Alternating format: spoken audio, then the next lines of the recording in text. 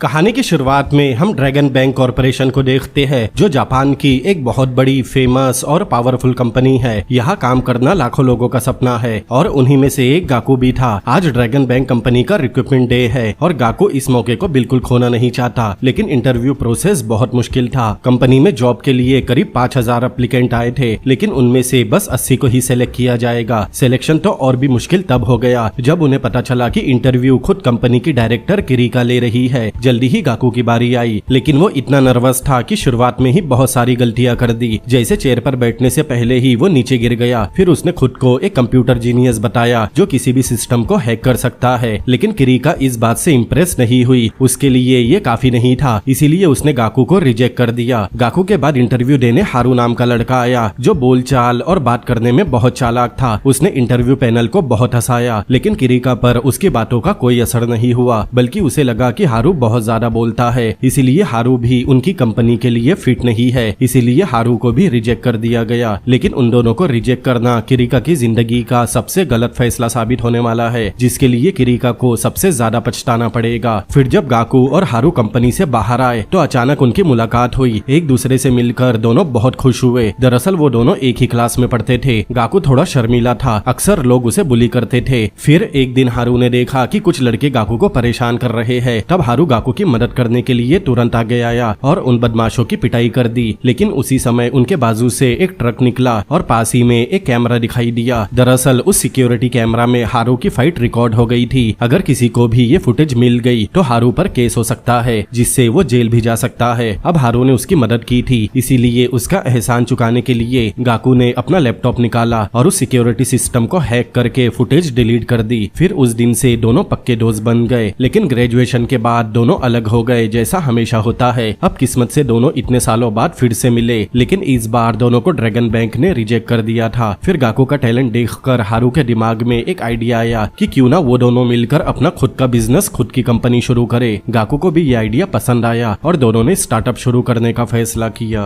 हालांकि दोनों के पास ये आइडिया नहीं था कि वो बिजनेस किस चीज का करेंगे, फिर भी दोनों को पूरा कॉन्फिडेंट था कि वो जरूर कामयाब होंगे। अगले ही दिन उन्होंने काम शुरू कर दिया। दोनों के पास कुल मिलाकर बस $400 थे, 200 गाकू के और 200 हारू के। गाकू सोच रहा था कि इतने से पैसों से आखिर वो क्या करेंगे, लेकिन हारू ने एक नई चेयर खरीद ली। गाकू ने हैरानी से पूछा उसके पास पैसे कहाँ से आए। तब हारू ने बताया कि उसने ये चेयर उनके $400 से खरीदी है, क्योंकि उसका मानना था कि एक कंप्यूटर इंजीनियर को आरामदायक चेयर मिलनी चाहिए। तब गाकू को एहसास हुआ कि हारू उसकी कितनी केयर करता है। फिर हारू ने कहा कि उन्हें कैपिटल रेस करना होगा और उन्हीं पैसों से उनकी कंपनी लॉन्च करनी पड़ेगी, लेकिन ये आसान नहीं होने वाला। उन्होंने बहुत से इन्वेस्टर से कांटेक्ट किया, लेकिन सब ने उन्हें रिजेक्ट कर दिया, क्योंकि उनके पास कोई क्लियर प्लान या गोल नहीं था। अब उनका स्टार्टअप अटक गया। अब उन्हें कोई रास्ता नजर नहीं आ रहा था। लेकिन तभी हारू को किसी की याद आई और वो तुरंत गाकू को लेकर सीधा उससे मिलने चला गया। लेकिन वो और कोई नहीं बल्कि खुद किरिका थी, जिसने उन्हें इंटरव्यू में रिजेक्ट किया था। वो इस समय स्नूकर खेल रही थी। किरिका ने पहले दोनों को ताना मारा, फिर उनकी हिम्मत को दाद दी कि उससे इंटरव्यू में रिजेक्ट होने के बाद भी उनमें इतनी हिम्मत है कि दोनों उसी से इन्वेस्टमेंट मांगने आए हैं। लेकिन हारू ने अपने कम्युनिकेशन स्किल का कमाल दिखाया। उसने किरिका को समझाया कि अगर वो उन दोनों में इन्वेस्ट करेगी तो उसे फायदा जरूर होगा, और अगर उन्हें सही पैसे मिल जाए तो वो उन पैसों को कई गुना ज्यादा बढ़ा देंगे। तब किरिका थोड़ी इंटरेस्टेड हुई, लेकिन उसे कुछ प्रूफ चाहिए था। तब हारू ने कहा कि वो अपनी आंख पर पट्टी बांधकर बस एक ही शॉट में स्नूकर की टेबल पर पड़े सभी बॉल पॉकेट में डाल देगा। अगर वो कामयाब रहा तो किरिका को उनमें इन्वेस्ट करना होगा, और अगर वो नहीं कर पाया तो वो दोनों उसे दोबारा अपनी शक्ल नहीं दिखाएंगे। उस समय टेबल पर 5 बॉल थी और एक शॉट में उन्हें क्लियर करना नामुमकिन लग रहा था, इसीलिए किरिका ने चैलेंज एक्सेप्ट कर लिया। हारू ने अपनी टाई उतारी और आंखों पर बांध ली। उसने पूरा ध्यान क्यू बॉल पर लगाया और शॉट लिया। अब एक एक करके 4 बॉल पॉकेट में चली गई, लेकिन अब बस 9 बॉल बची थी। क्यू बॉल धीरे धीरे उसकी तरफ बढ़ रही थी। अब दोनों बॉल्स टकरा जाए तो 9 बॉल भी पॉकेट में चली जाएगी। सबकी सांसें थम गई, लेकिन अंत में हारू ने वो भी कर दिया। अब किरिका को अपना वादा निभाना होगा। फिर उसने अपने एम्प्लॉय से एक सूटकेस लाने को कहा। उस सूटकेस में 100 मिलियन येन थे, लेकिन किरिका ने एक डील रखी कि ये 100 मिलियन उन्हें मिलेंगे, लेकिन बदले में वो कंपनी की 51% ओनरशिप रखेगी। गाकू और हारू अभी जो जश्न मना रहे थे, लेकिन ये सुनकर दोनों शौक रह गए, क्योंकि 51% का मतलब था कि किरिका उनकी कंपनी के मालिक बन जाएगी और वो दोनों बस उसके एम्प्लॉय बनकर रह जाएंगे। इसीलिए दोनों को ये मंजूर नहीं था, इसीलिए दोनों ने तुरंत ही मना कर दिया, फिर वहां से चले गए।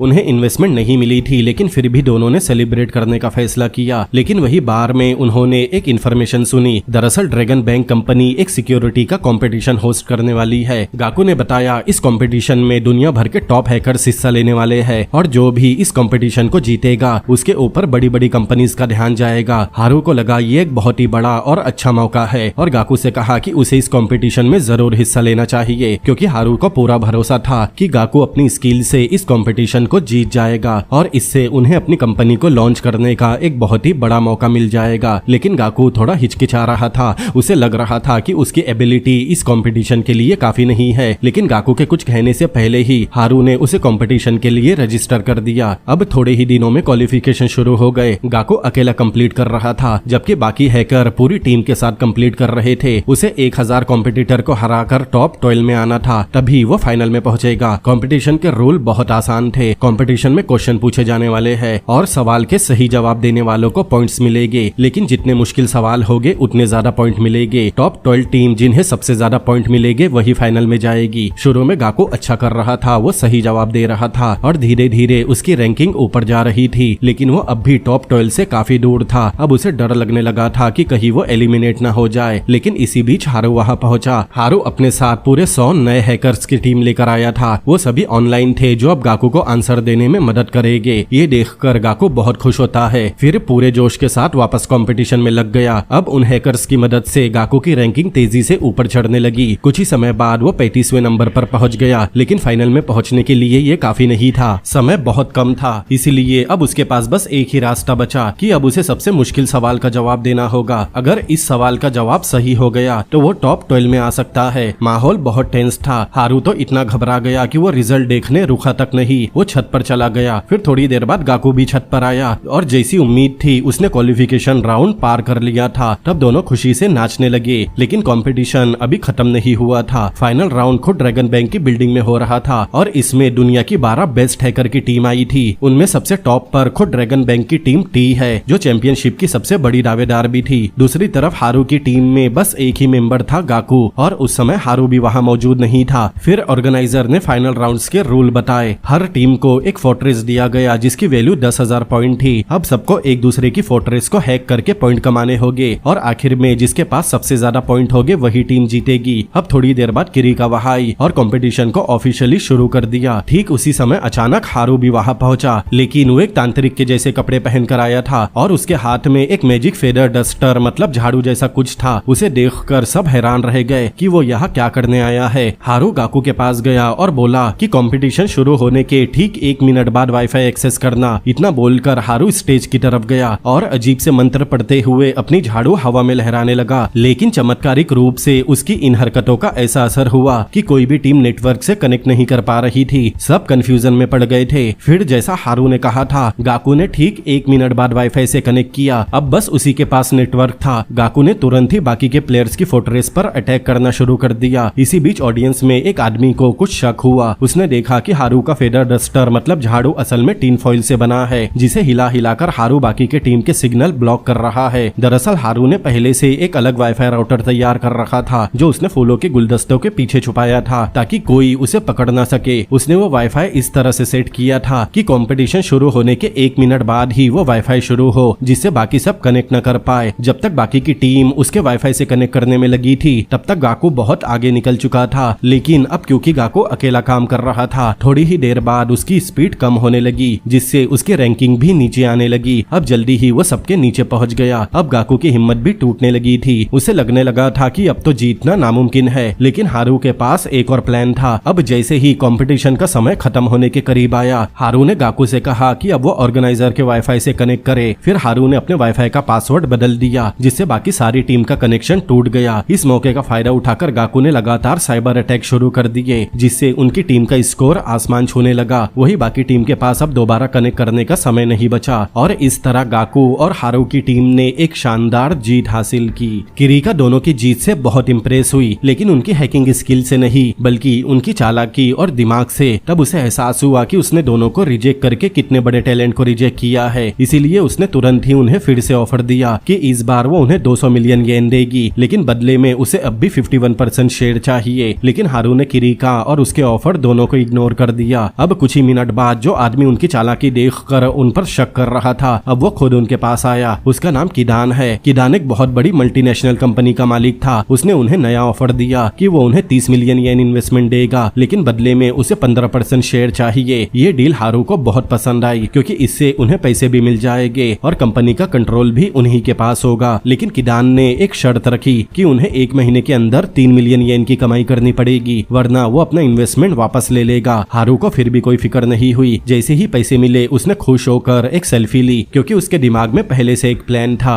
अब दोनों ने तय किया कि वो एक ऑनलाइन बिजनेस शुरू करेंगे और पैसे दिखाना उनका लोगों का ध्यान खींचने का एक तरीका था। जब गाकू ने पूछा कि वो क्या बेचेंगे तो हारू ने कहा कि अभी उसे नहीं पता, लेकिन उसके पास बेचने का तरीका है। फिर कुछ समय बाद हारू गाकू को लेकर स्टाफ हायर करने लगा। वहाँ एप्लीकेंट को गाकू के सवालों के जवाब देने थे। उससे ही डिसाइड होगा कि कौन सेलेक्ट होगा। हायरिंग करना आसान नहीं था। कोई भी उनकी एक्सपेक्टेशन पर खरा नहीं उतर रहा था। लेकिन फिर एक लड़की ताकाहाशी आई। उसने हर सवाल का बिल्कुल सही और उम्मीद के मुताबिक जवाब दिया। दोनों ने उसी समय ताकाहाशी को डायरेक्टर की पोजीशन पर अपॉइंट कर लिया। अब अगले दिन मतलब अपनी जॉब के पहले दिन ताकाहाशी ऑफिस पहुंची, लेकिन वो ये देखकर हैरान रह गई कि उनका ऑफिस गाकू का घर है। लेकिन उसने कोई शिकायत नहीं की, बल्कि वो पूरी तरह से हारू और गाकू की मदद करने के लिए तैयार थी ताकि तीनों मिलकर कंपनी को ग्रो कर सके। गाकू ने उसे इन्वेस्टर की कंडीशन बताई कि उन्हें 1 महीने में 3 मिलियन येन कमाने हैं। फिर उससे ही पूछा कि उसके पास कोई आइडिया है। तब ताकाहाशी ने एक स्मार्ट आइडिया दिया कि क्यों ना वो एक ऐसी एआई मशीन बनाए जो लोगों को बर्थडे गिफ्ट सेलेक्ट करने में मदद करे। फिर लोग जो आइटम सेलेक्ट करेंगे बाद में वो उस आइटम को उन्हें ही बेच देंगे। आइडिया बहुत दमदार था, इसीलिए तीनों ने तुरंत काम शुरू कर दिया। हारू और ताकाहाशी फील्ड पर निकल गए ताकि गिफ्ट शॉप और गिफ्ट बनाने वाली कंपनी से टाई अप कर सके। वही गाकू घर में बैठकर उस एआई मशीन को डिजाइन करने में लग गया। 3 दिन लगातार मेहनत करने के बाद गाकू ने वो मशीन बना ली।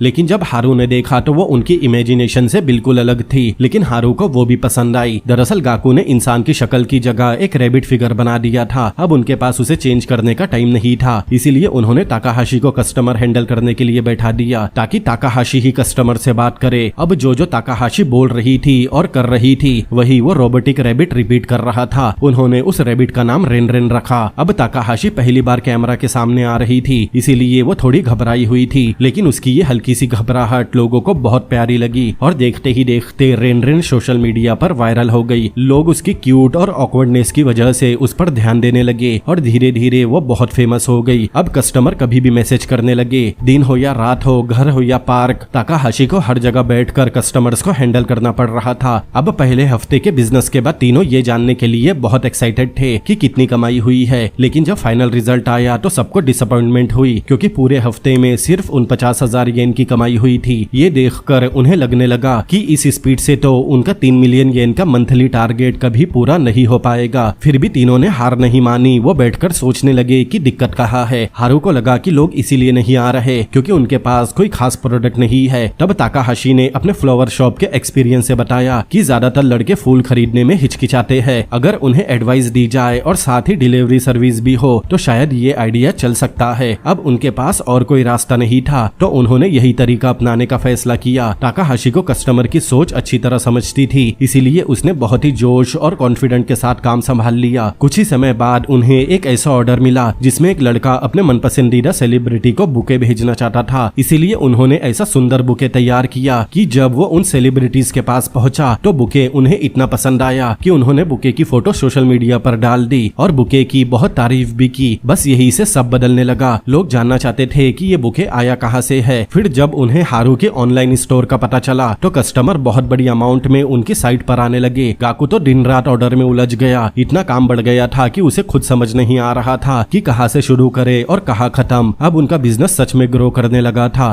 फिर जब 1 महीना भी कंप्लीट हुआ तो तीनों रिजल्ट देखने के लिए बहुत एक्साइटेड थे। फिर इस बार जब रिजल्ट आया तो उनकी मेहनत रंग लाई। उन्होंने 3 मिलियन येन से ज्यादा कमाई कर ली थी। तीनों बहुत खुश हुए और खुशी से नाचने लगे क्योंकि उनकी उम्मीद से ज्यादा सेल्स हुई थी। थी। इसके बाद वो तीनों किदान के पास गए। तब किदान ने उन्हें अपने बॉस यो से मिलवाया। यो को उनका काम और डेडिकेशन बहुत पसंद आए। अब वो उनकी कंपनी के साथ कॉन्ट्रैक्ट साइन करने भी तैयार थी, लेकिन उससे पहले यो ने उन्हें एक नया चैलेंज दिया कि अब उन्हें अगले 1 महीने में 20 मिलियन येन की सेल करके दिखाना होगा। इतना बड़ा अमाउंट सुनकर तीनों घबरा गए, लेकिन हारू ने फिर भी चैलेंज खुशी खुशी एक्सेप्ट कर लिया और यो को ये मौका देने के लिए झुककर थैंक यू भी कहा। लेकिन जब तीनों घर वापस लौटे तो गाकू और ताकाहाशी दोनों हारू पर भड़क गए। ताकाहाशी ने साफ कहा कि ये टारगेट इम्पॉसिबल है। उसने बताया कि उसके पुराने फ्लावर शॉप को 20 मिलियन येन कमाने पूरा साल लगता था और अब उन्हें वही काम खालिस 1 महीने में करना होगा। अगर ये टारगेट पूरा करना है तो उन्हें हर दिन कम से कम 60 बुके बेचने पड़ेंगे, जो नेक्स्ट टू इम्पॉसिबल है। लेकिन हारू के दिमाग में एक और प्लान था। उसने गाकू के साथ मिलकर सोचा कि वो दोनों एक बार में नौकरी करेंगे जहाँ ज्यादातर यंग लोग आते हैं। वहाँ वो ड्रिंक सर्व करेंगे और साथ में अपने फ्लावर स्टोर का प्रमोशन भी करेंगे। लेकिन ये काम इतना भी आसान नहीं था। गाकू का पहला ही दिन बहुत खराब गुजरा। कुछ कस्टमर्स ने उसके ऊपर पानी फेंक दिया और कुछ अमीर लड़के तो उसे बुली करके पीटने वाले थे। लेकिन उसी समय हारू वहाँ आ गया और उन लड़कों को आसानी से भगा दिया। इसके बाद गाकू की हालत संभली और उनका बार में काम फिर से स्मूथली चलने लगा। वो लोगों को ड्रिंक सर्व करते और साथ में अपने फ्लावर स्टोर के बारे में भी बताते। इस तरह से उनकी सेल्स तेजी से बढ़ने लगी। इस तरफ ताकाहाशी भी इतनी बिजी रहने लगी कि उसे आराम करने का भी मौका नहीं मिलता। लेकिन फिर भी 20 मिलियन येन का टारगेट अब भी बहुत दूर लग रहा था। सबकी थकान बढ़ने लगी, लेकिन फिर भी उन्होंने हार नहीं मानी। फिर उन्होंने सोचा कि अब बुके की क्वालिटी को और अच्छा करना चाहिए। गाकू ने बैठकर कंप्यूटर पर बुके डिजाइन को परफेक्शन तक पहुंचाया ताकि वो ज्यादा से ज्यादा लोगों को पसंद आए। अब हालत ये हो गई थी कि हर दिन बार फूलों से भरा होता था और ताकाहाशी को नॉन स्टॉप ऑर्डर संभालने पड़ रहे थे। ऑर्डर इतने ज्यादा आने लगे थे कि उन्हें मैनेज करना मुश्किल होने लगा, लेकिन फिर भी उन्होंने किसी तरह सभी परेशानियों को हैंडल किया। फिर 1 महीना भी बीत गया और वो दिन आया जब उन्हें अपने सेल्स देखने थे। जब गाकू ने टोटल देखा तो उसे अपनी आंखों पर यकीन नहीं हुआ, क्योंकि उन्होंने 20 मिलियन येन का टारगेट पार कर लिया था। ये देखकर गाकू इतना इमोशनल हो गया कि खुशी से उसकी आंखों से आंसू आ गए। फिर तीनों खुशी से नाचने लगे। अब वो फिर से किदान और यो को रिजल्ट दिखाने गए। यो उनकी मेहनत से बहुत खुश हुई और इम्प्रेस होकर तुरंत ही कॉन्ट्रैक्ट साइन कर दिया। अब हारू और गाकू की कंपनी पूरी तरह से ऑफिशियल बन चुकी थी और उनकी कंपनी का नाम ट्रिलियन गेम था, जो इस सीरीज और मांगा का भी नाम है। और इसी के साथ उन्हें यो की तरफ से 100 मिलियन येन की इन्वेस्टमेंट भी मिल गई।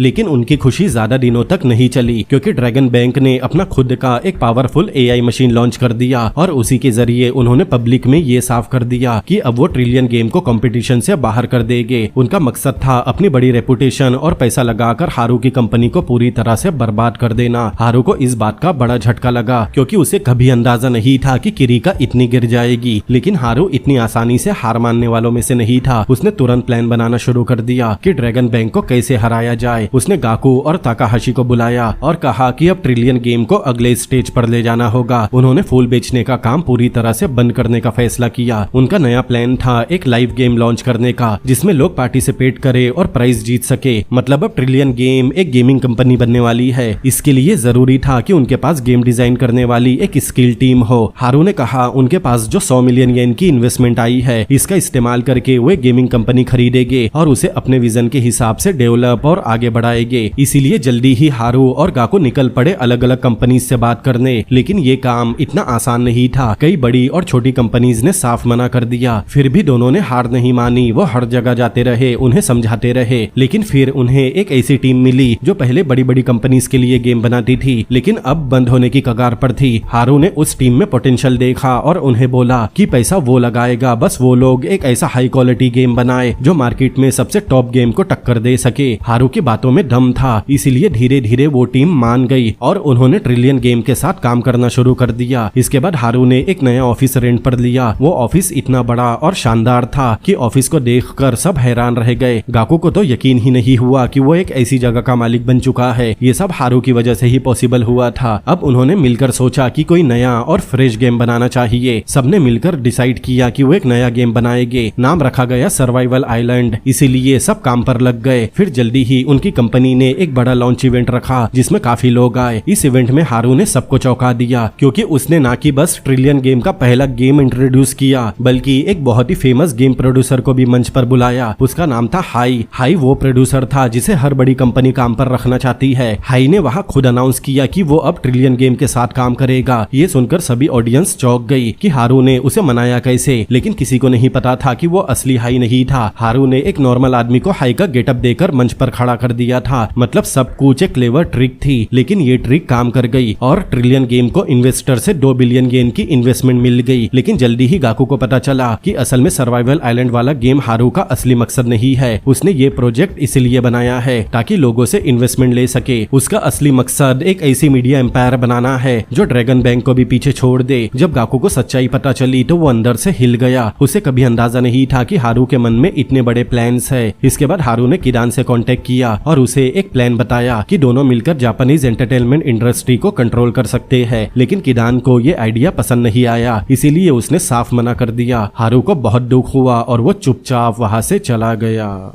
अगली सुबह ताकाहाशी ऑफिस पहुंची और गाकू को अलग ले जाकर बताया कि उसे पता चला है कि जो 2 बिलियन येन की इन्वेस्टमेंट उन्हें मिली थी वो पूरी तरह से गायब है। उसे शक था कि इसके पीछे हारू का हाथ है। वो हारू से बात करना चाहती थी, लेकिन गाकू ने उसे रोक दिया और बताया कि असल में ये उसकी गलती थी। उसे पहले से समझ में आ गया था कि हारू झूठ बोल रहा है, लेकिन वो कुछ नहीं कह पाया। उन्हें लग रहा था कि हारू 2 बिलियन येन लेकर भाग गया है और इसी की वजह से आज कंपनी इस हालत में है। अब गाकू ने फैसला किया कि चाहे हारू साथ हो या ना हो, वो इस कंपनी को आगे लेकर जाएगा। उसका प्लान था कि एक ऐसा गेम बनाना जो पूरी दुनिया तक पहुंच सके। हारू ने टीम को बुलाकर पूरी सच्चाई बता दी। ये सुनकर सबको बड़ा धक्का लगा कि वो इतने टाइम से बेवकूफ बनाए जा रहे थे, लेकिन फिर भी गाकू की सच्चाई और ईमानदारी देखकर टीम ने गाकू का साथ दिया। उन्होंने कहा कि वो उसकी सच्चाई और इरादे की कदर करते हैं। अब गाकू के अंदर और भी मोटिवेशन आ गया क्योंकि अब उसे बस एक कंपनी नहीं बल्कि लोगों का भरोसा साथ लेकर आगे बढ़ना है। उधर हारू फिर से किडान के पास पहुंचा, लेकिन इस बार वो बस प्लान लेकर नहीं आया था। उसके हाथ में एक मर्डर केस का प्रूफ था। दरअसल किसी तरह हारू को ये पता चल गया था कि किडान कभी किसी को चाकू मारकर भाग गया था और ये सब अब तक छुपा हुआ है। हारू ने उसे सीधा धमकी दी, या तो वो उसका साथ दे या हारू सब कुछ लीक कर देगा। किडान के पास अब कोई रास्ता नहीं बचा और वो मजबूरी में हारू का साथ देने मान गया। वही दूसरी तरफ एक रात गाकू ड्रैगन बैंक के गेम सिस्टम में घुस गया, लेकिन उसे हैक करने नहीं बल्कि गाकू ने उनके सिस्टम में जो कमियां थी उन्हें ठीक कर दी ताकि फ्यूचर में कोई और इसका गलत इस्तेमाल न कर सके। अगले दिन जब किरिका को ये बात पता चली तो वो चौंक गई। कंपनी को पता नहीं था कि ये किसने किया है, लेकिन किरिका को शक था कि ये गाकू का काम है। लेकिन वो ये नहीं समझ पाई कि गाकू ने ऐसा किया क्यों। इसीलिए उसने सीधा गाकू को कॉल किया और उसे डेट पर बुलाया। गाकू हैरान था कि किरिका उसे डेट पर बुला रही है। कुछ समय बाद वो डरते हुए मीटिंग लोकेशन पर पहुंचा। वो एक अम्यूजमेंट पार्क था। कुछ देर बाद गाकू को यकीन नहीं हुआ कि किरिका वहाँ सच में आ गई। फिर दोनों पूरा दिन गेम खेलते हैं, हंसी मजाक करते हैं। शायद पहली बार किरिका ने इतना एंजॉय किया था। वो दोनों सुबह से लेकर रात तक साथ थे। फिर रात में जब दोनों एक झूले पर बैठे थे तब किरिका ने गाकू से सीधा सवाल पूछा, क्या सिस्टम में घुसने वाला वही था? ये सुनकर गाकू चुप हो गया, लेकिन किरिका को सब समझ में आ गया था। फिर वो गाकू के और करीब आई और उससे पूछा कि क्या वो ड्रैगन बैंक में काम करना चाहेगा, क्योंकि कभी ये उसका सपना हुआ करता था। लेकिन गाकू ने पोलाइटली उसे मना कर दिया। लेकिन फिर भी गाकू ने जो उसकी मदद की थी, उनकी कंपनी के सर्वर्स के बग निकाल कर, उसके बदले में किरिका ने अपनी तरफ से उसे एक बड़ा तोहफा दिया। उसने गाकू को अपनी कंपनी के सभी गेम डेवलपर की पूरी जानकारी दे दी ताकि गाकू चाहे तो उन्हें अपनी कंपनी में बुला सके। ये जानकर गाकू बहुत खुश हो गया क्योंकि उसके पास अपनी टीम को और मजबूत करने का मौका है। अगले दिन गाकू और ताकाहाशी एक डेवलपर से मिलने गए, लेकिन उन्हें वहाँ एक बड़ा झटका मिला। दरअसल उस गेम डेवलपर ने उनसे सालाना 180 मिलियन येन की सैलरी मांगी। इतनी बड़ी रकम गाकू की कंपनी अफोर्ड नहीं कर सकती थी क्योंकि 2 बिलियन येन हारू पहले लेकर ही गायब हो चुका है। उन्हें लग रहा था कि अब उस डेवलपर को हायर करना नामुमकिन हो गया है। लेकिन तभी अचानक हारू वहां आ गया। फिर उसने गाकू की निगोशिएशन में मदद की। हारू की स्मार्ट बातचीत से डील फाइनल हो गई और डेवलपर ने कॉन्ट्रैक्ट साइन कर दिया। इसके बाद हारू और गाकू बातें करने लगे। हारू ने अचानक गायब होने के लिए उससे माफी मांगी और बोला वो फिर से साथ मिलकर कंपनी को आगे बढ़ाएंगे। गाकू गेम डेवलपमेंट का काम संभालेगा और हारू मीडिया प्रमोशन संभालेगा, जिससे उनकी टेक्नोलॉजिया और कंपनी दोनों अपनी पूरी ताकत दिखा सके। गाकू और ताकाहाशी ने उससे 2 बिलियन येन की इन्वेस्टमेंट के बारे में पूछा जो अचानक गायब हो गए, लेकिन हारू ने उनके सवालों को टाल दिया। असल में हारू ने वो सारे पैसे एक दूसरी मीडिया कंपनी खरीदने में लगाए थे ताकि वो उस गेम को प्रमोट कर सके जिसे गाकू लॉन्च करने वाला है। अगले दिन वो गेम डेवलपर उनके ऑफिस पहुंचा। उसका नाम काइसो है। उसने आते ही अपने आइडिया रखे और काम शुरू कर दिया। पूरा ऑफिस जोश से भर गया। सभी लोग देर रात तक काम करने लगे, लेकिन किसी ने भी थकान की शिकायत नहीं की क्योंकि सबको भरोसा था कि अगर वो दिल लगाकर काम करेंगे तो कामयाबी जरूर मिलेगी। दूसरी तरफ ड्रैगन बैंक का चेयरमैन मतलब किरिका का बाप बहुत ही चालाक और तेज इंसान है। उसने अपना नया गेम लॉन्च कर दिया और अपनी बड़ी मीडिया ताकत का इस्तेमाल करके हारू के प्रोडक्ट को पूरी तरह से दबा दिया। उसने लॉन्च से पहले ही काइसो से मिलकर उसे धमकाया था कि अगर वो ऐसे ही ट्रिलियन गेम के साथ काम करता रहा तो इसका अंजाम बहुत बुरा होगा। इस डर से काइसो ने हारू की कंपनी से कॉन्ट्रैक्ट हटाने की रिक्वेस्ट कर दी और ड्रैगन बैंक के गेम लॉन्च के इवेंट में जाने की तैयारी करने लगा। जब हारू और गाकू को ये बात पता चली तो वो दोनों तुरंत काइसो के पीछे उस इवेंट में भागे। उन्होंने उसे मनाया कि वो उनके साथ ही काम करे और एक ऐसा गेम बनाए जो लोगों के दिलों को छू सके। उन्होंने उसे प्रॉफिट का 3% हिस्सा देने तक का वादा किया जो एक बहुत ही अच्छा ऑफर है, लेकिन फिर भी काइसो ने मना कर दिया और ड्रैगन बैंक की बिल्डिंग के अंदर चला गया। अब ड्रैगन बैंक का चेयरमैन अपना गेम लॉन्च करने स्टेज पर आया। जब उसने उस गेम बनाने वाले को स्टेज पर बुलाया तो सभी ऑडियंस बहुत एक्साइटेड हो गई कि वो गेम किसने बनाया है। फिर काइसो स्टेज पर आया और स्टेज पर बुलाने के लिए चेयरमैन को थैंक्स कहा, लेकिन तभी उसकी नजर हारू और गाकू पर गई जो सबके पीछे खड़े थे। उनकी बातों को याद करके वो एक पल के लिए रुक गया और उसी मोमेंट पर उसने अपना फैसला बदल लिया। उसने वही स्टेज पर खड़े खड़े रिजाइन दे दिया और पब्लिकली अनाउंस कर दिया कि वो अब से ट्रिलियन गेम कंपनी को ज्वाइन कर रहा है। ये देखकर हारू और गाकू खुशी से झूम उठे। उनके कंपनी के बाकी लोग भी इस खबर को टीवी में देखकर इमोशनल हो गए। वही ड्रैगन बैंक का चेयरमैन गुस्से से लाल हो गया था। वो काइसो को गुस्से में देखकर लेकिन कुछ भी बोले बिना वहां से चला गया। हालांकि ये हारू की टीम की एक बहुत बड़ी जीत थी, लेकिन ये तो बस शुरुआत थी। अब कुछ ही दिनों बाद हारू और किडान ने मिलकर एक बड़ी मीडिया कंपनी खरीद ली जो इतनी ताकतवर थी कि ड्रैगन बैंक के बराबर खड़ी हो सके। अब ट्रिलियन गेम के पास हर वो चीज थी जिसकी उन्हें जरूरत है। अब बस उन्हें मिलकर मेहनत करनी है। फिर जल्दी ही उनका नया गेम लॉन्च हुआ और जल्दी ही वो गेम पूरे देश में छा गया। लोग सड़क पर, पार्क में, हर जगह वो गेम खेलते हुए दिखने लगे। उस गेम की पॉपुलैरिटी कुछ वैसी थी जैसी कुछ साल पहले पबजी की थी। बस एक हफ्ते में 7 लाख डाउनलोड पूरे हो गए थे और अब टाइम था पैसे कमाने का। उनका तरीका ये था कि जो भी प्लेयर गेम में पैसे डिपॉजिट करेंगे उसे एक स्पिन मिलेगा और जितने ज्यादा पैसे उतने ज्यादा बोनस पॉइंट। ये तरीका लोगों की साइकोलॉजी को बहुत अच्छे से पकड़ता था, जिससे लोग बार बार डिपॉजिट करने लगे। कंपनी को बहुत फायदा हुआ। फिर कुछ ही हफ्तों में ट्रिलियन गेम डाउनलोड चार्ट में सबसे ऊपर पहुंच गया। उनके गेम ने ड्रैगन बैंक के गेम को भी पीछे छोड़ दिया था और इतना ही नहीं बल्कि कंपनी ने 5 बिलियन येन की रिकॉर्ड ब्रेकिंग कमाई भी की, जिससे अब उनकी कंपनी में काम करने वाला हर कोई मिलियनेयर बन चुका था, जिससे सभी लोग खुशी से झूम उठे। वही दूसरी तरफ ड्रैगन बैंक का चेयरमैन बहुत गुस्से में था, लेकिन ये तो बस उसके डाउनफॉल की शुरुआत थी।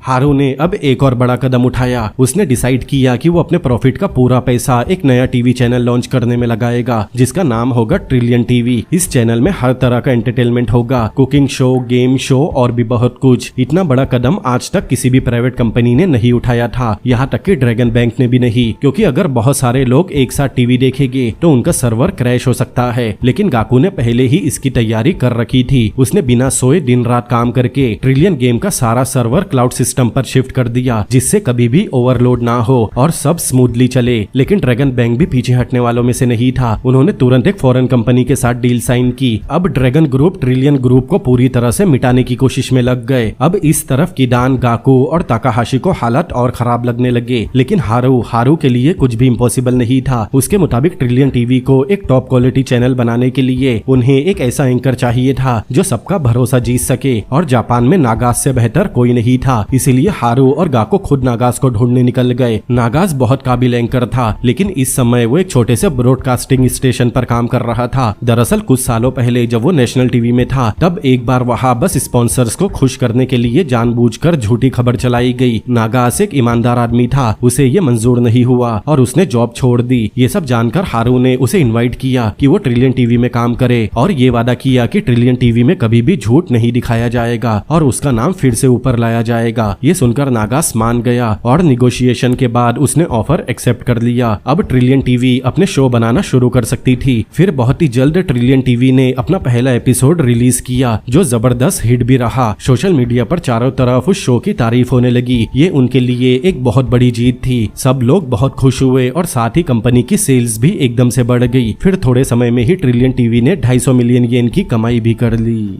लेकिन ड्रैगन बैंक चुप बैठने वालों में से नहीं था। उन्होंने तेजी से पलटवार किया। उन्होंने जापान की सबसे बड़ी टीवी मैन्युफैक्चरिंग कंपनीज के साथ पार्टनरशिप अनाउंस की, जिससे अब उनके टीवी चैनल के लिए टीवी के रिमोट में एक अलग बटन रहेगी, जिससे अब उनके चैनल की पहुंच पूरे देश में फैल जाएगी। उनका टारगेट था कि आने वाले 3 सालों में वो जापान का सबसे बड़ा ऑनलाइन टीवी चैनल बन सके। इतना ही नहीं, प्रेस कॉन्फ्रेंस में किरीका ने ट्रिलियन टीवी को सीधा एक पब्लिकली चैलेंज दे दिया, जिससे सभी शॉक रह गए। अब लोगों को साफ दिखने लगा था कि दोनों कंपनीज के बीच में एक वॉर शुरू हो चुकी है। अब ट्रिलियन टीवी को भी कोई स्ट्रेटेजी बनानी होगी। तभी हारू के दिमाग में एक आइडिया आया। उसने कहा कि अगर ड्रैगन बैंक टीवी कंपनी से पार्टनरशिप कर रही है तो वो लोग जापान के सबसे फेमस मांगा पब्लिशर से कांटेक्ट करेंगे। अगर उन्होंने मांगा कंपनी के सबसे पॉपुलर एनिमे सीरीज का ब्रॉडकास्टिंग कॉन्ट्रैक्ट ले लिया तो ये लड़ाई वो जीत सकते हैं। फिर हारू, गाकू और ताकाहाशी उस एनिमे कंपनी के हेडक्वार्टर पहुंचे, लेकिन वहां पहुंचते ही उन्हें पता चला कि किरीका उनसे पहले वहां पहुंच चुकी है और उसने कॉन्ट्रैक्ट भी साइन कर लिया है। मतलब ट्रिलियन टीवी ये रेस हार चुका है। अब हारू कॉर्नर में आ चुका था। उसके पास अब कोई रास्ता नहीं बचा। इसीलिए उसने किरीका से मीटिंग की और उससे रिक्वेस्ट करी कि किरीका वो कॉन्ट्रैक्ट उन्हें दे दे। किरीका हारू की बात मान तो गई, लेकिन हमेशा की तरह उसने एक शर्त रखी कि एनिमे कंपनी के कॉन्ट्रैक्ट के बदले हारू और गाकू ये वादा करे कि वो जिंदगी भर उसके गुलाम बनकर रहेंगे। जैसा वो कहेगी दोनों को वैसा ही करना होगा। ये एक ऐसी शर्त थी जो हारू की पर्सनैलिटी से बिल्कुल उल्टा है। इसीलिए हमेशा की तरह हारू ने किरीका के ऑफर को रिजेक्ट कर दिया, जिससे उनका निगोशिएशन पूरी तरह से फेल रहा। दूसरी तरफ ड्रैगन बैंक के प्रेसिडेंट ने किदान से कांटेक्ट किया और उसे पार्टनरशिप का ऑफर दिया कि अगर किदान मान जाए तो उसे ड्रैगन बैंक के कुछ शेयर मिल जाएंगे और बदले में प्रेसिडेंट को ट्रिलियन गेम के शेयर मिलेंगे। लेकिन इसके लिए उसे ट्रिलियन गेम के साथ अपने सभी कॉन्ट्रैक्ट कैंसिल करने पड़ेंगे। ये सुनकर किदान उलझन में पड़ गया। उसने हारू से बात की। हारू ने बस इतना कहा कि अगर किदान को लगता है कि ये उसके लिए प्रॉफिटेबल है तो वो ये डील ले सकता है, क्योंकि हारू कभी किसी को मजबूरी में साथ नहीं रखता। लेकिन थोड़ी ही देर बाद ड्रैगन बैंक के प्रेसिडेंट को खबर मिली कि किदान ने उनका ऑफर रिजेक्ट कर दिया है। ये जानकर वो हैरान रह गया। असल में किदान अब भी ट्रिलियन गेम पर भरोसा कर रहा था और वो उसी के साथ रिस्क लेना चाहता है। अब अगले दिन हारू और गाकू फिर से एनिमे कंपनी के ऑफिस में गए। उन्हें उम्मीद थी कि इस बार कुछ बात बन जाए, लेकिन पिछली बार की तरह इस बार भी मैनेजर ने उन्हें सीधा मना कर दिया। ये मैनेजर बड़ी टैलेंटेड थी। उसने इस मांगा कंपनी के डायरेक्टर के साथ मिलकर कंपनी को जीरो से खड़ा किया था, लेकिन इतने सालों में उसे कभी भी ठीक से रिकॉग्निशन नहीं मिला। उसने कई बार अपने खुद के आइडिया और स्क्रिप्ट कंपनी को सबमिट किए, लेकिन उसकी कोई भी स्क्रिप्ट कभी भी एक्सेप्ट नहीं हुई। वो सारी स्क्रिप्ट अब भी टेबल पर धूल खा रही थी। उनमें से एक स्क्रिप्ट का नाम था the maiden on the Wendy hill. जब हारू को ये बात पता चली तो उसने ऑफर दिया कि वो इस स्टोरी को एक एनिमे मूवी में अडेप्ट करेगा। ये सुनकर मैनेजर को बहुत हैरानी हुई, क्योंकि आज तक किसी ने भी उसकी किसी भी कहानी को सीरियसली नहीं लिया था। इसीलिए उसने अपनी स्टोरी हारू को दे दी। अब भले ही हारू को पूरे एनिमे कंपनी का कॉन्ट्रैक्ट नहीं मिला, लेकिन ये एक छोटी सी जीत जरूर थी। हारू ने वापस लौटते ही एक टीम बनाई जो जल्दी से उस स्क्रिप्ट को पढ़े और जल्द से जल्द उसे मूवी में बदलने की तैयारी करे। अब कुछ समय बाद एक प्रेस कॉन्फ्रेंस रखी गई। हारू ने अनाउंस किया कि वो एनिमे कंपनी के साथ मिलकर the maiden on the Wendy hill नाम की मूवी रिलीज करेंगे, वो भी बस 6 महीनों के अंदर। ये सुनकर सब लोग दंग रह गए, क्योंकि एक एनिमेटेड मूवी को इतनी जल्दी बनाना ऑलमोस्ट नामुमकिन है। लेकिन तब हारू ने स्टेज पर गाकू को बुलाया और आगे की प्रेजेंटेशन गाकू ने दी। गाकू ने बताया कि उसने एक ऐसा AI सॉफ्टवेयर बनाया है